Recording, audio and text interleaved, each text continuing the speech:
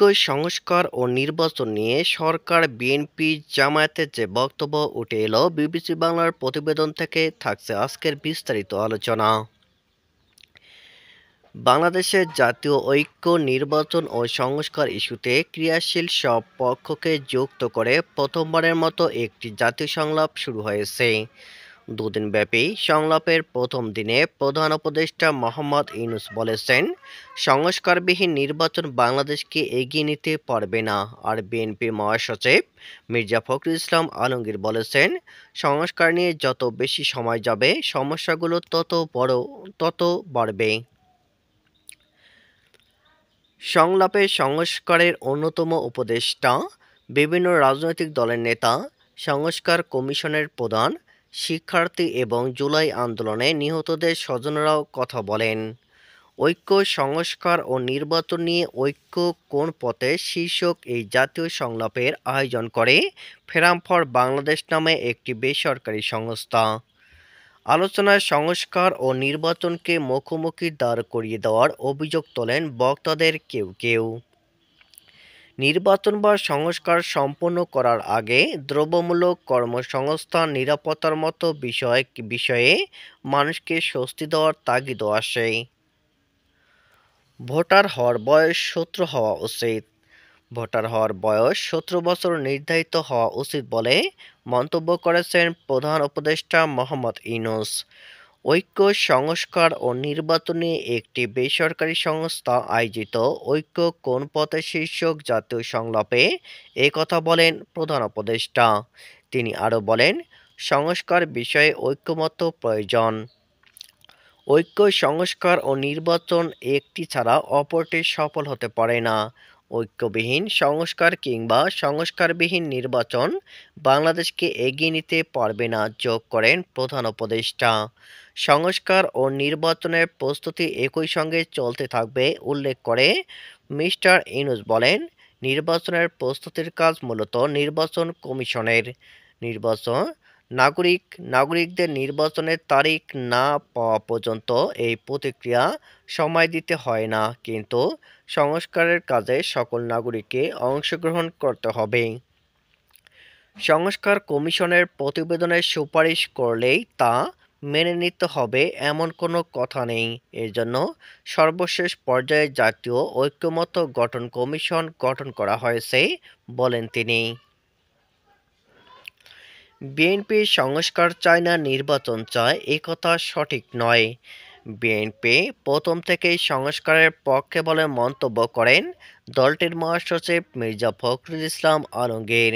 দুর্ভাগ্য আমাদের, এখন কিছু কিছু বক্তব্য আসছে যে বিএনপি সংস্কার চায় না, নির্বাচন চায়, এই কথাটা সঠিক নয়।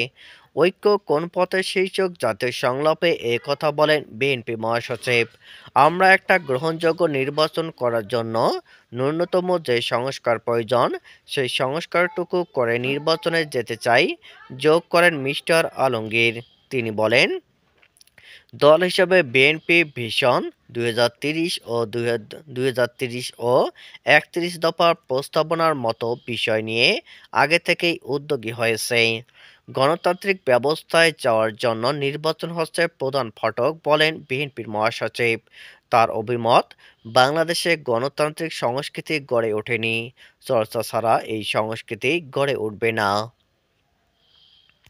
যুক্তিসঙ্গত সময় দিতে প্রস্তুত জামায়াত। বাংলাদেশের স্বাধীনতার ৫৩ বছরে জাতীয় ঐক্য গড়ে তোলার ক্ষেত্রে তেমন কোনো উদ্যোগ দেখা যায়নি বলে মন্তব্য করেন জামায়াতের সেক্রেটারি মোহাম্মদ মিয়া গোলাম পরোয়ার। সংস্কার প্রসঙ্গে তিনি বলেন, একটা অন্তর্বর্তী সরকারের পক্ষে সবকিছু সংস্কার করা সম্ভব নয়, তার জন্য সময় লাগবে, কিন্তু একটা সুষ্ঠু নির্বাচনের জন্য সংস্কারগুলো ন্যূনতম প্রয়োজন, সেগুলো সম্পূর্ণ করতে সুযোগ দিতে হবে। তারপর একটা অবাধ, সুষ্ঠু, নিরপেক্ষ নির্বাচন সম্ভব। সেই নির্বাচন করতে যুক্তিসঙ্গত সময় যতটুকু লাগে আমরা জামায়াতে ইসলামী অন্তর্বর্তী সরকারকে সেই সময়টুকু দিতে প্রস্তুত আছি, যোগ করেন মিস্টার পরোয়ার। তিনি তাগিদ দেন, জুলাই আগস্টে আন্দোলনে সংগঠিত হত্যাকাণ্ডের বিচার যেন নির্বাচনের আগেই একটি পর্যায়ে পৌঁছায়। কমিশনগুলো যেসব সংস্কার প্রস্তাব দেবে তা নিয়ে পাবলিক ডায়ালগ গণসংলাপ আয়োজন করার কথা বলেন জামায়াতের সেক্রেটারি জেনারেল পরোয়ার। সংবিধান ও সংবিধান ও নির্বাচন ব্যবস্থা সংস্কার কমিশনের প্রধানরা যা বলছেন। সংলাপে সরকার গঠিত সংস্কার কমিশনগুলোর প্রধানরাও তাদের মতামত তুলে ধরেন। সংবিধান সংস্কার কমিশনের চেয়ারম্যান অধ্যাপক আলী রিয়াজ বলেছেন, জনগণ চায় এমন একটি নির্বাচন ব্যবস্থা যেখানে তার ভোট দেবার অধিকার থাকবে এবং সেই ভোট ক্ষমতার নির্ধারক হবে। তারা চায় জবাবদিহি ব্যবস্থা থাকবে। সর্বোপরি তারা যেটা চায়, ক্ষমতার যেন এককেন্দ্রিক না ঘটে, বলেন অধ্যাপক আলী রিয়াজ। তিনি বলেন, জবাবদিহিমূলক রাষ্ট্র ব্যবস্থা প্রতিষ্ঠা করা ছাড়া গণতন্ত্র ও মানবিক মর্যাদা অর্জন কখনোই সম্ভব নয়। নির্বাচন ব্যবস্থা সংস্কার কমিশনের প্রধান বদিউল আলম মজুমদার বলেন, মনোনয়ন বাণিজ্য হলে রাজনীতি ব্যবসায় রূপান্তরিত হয়। এটি বন্ধ না হলে সবকিছুই পন্টশ্রম হবে।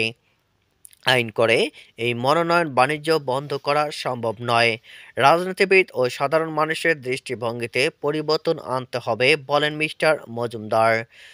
অর্থনীতি শ্বেতপত্র প্রণয়ন কমিটির প্রধান ডক্টর দেবপ্রিয় ভট্টাচার্য বলেন, উপরি কাঠামো নিয়ে যত আলোচনা হচ্ছে, কিন্তু সমাজের ভিত্তি নিয়ে আলোচনা হয় না। কর্মসংস্থান কেমন হবে তা আলোচনা হচ্ছে না। আসল ক্ষমতায়ন রুটিরুজির ক্ষমতায়ন। আপনারা কল্পনা করতে পারবেন না কি ভয়ঙ্কর অর্থনৈতিক অবস্থা আমরা উত্তরাধিকার সূত্রে পেয়েছি। এটা ঠিক করতে হবে, কিন্তু ঠিক করার সময় কি জনগণ আমাদের দেবে? নিরাপত্তা না থাকলে মানুষ কতক্ষণ সংস্কারের জন্য অপেক্ষা করে থাকবে, বলেন মিস্টার ভট্টাচার্য। যোগ করেন, সংস্কার খুব বড় স্বপ্ন, ঐক্যতার জন্য দরকার। নির্বাচনে যেতে হবে, কিন্তু তার আগে মানুষকে স্বস্তি দিতে হবে। পরিবেশ উপদেষ্টা সৈয়দ রিজওয়ান হাসান বলেন, সংস্কারের বিষয়ে একমত হলে একে অন্যকে প্রতিপক্ষ ভাবার কোনো কারণ নাই।